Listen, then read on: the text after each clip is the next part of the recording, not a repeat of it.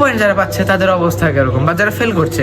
তো আসুন, দেখতে পাচ্ছেন ওই যে ওই জায়গায় হতাশাগ্রস্ত একজন ব্যক্তি, আমার মনে হচ্ছে সে আত্মহত্যা করবে। তো আত্মহত্যা করার আগে আমি তাকে একটু কোশ্চেন করবো।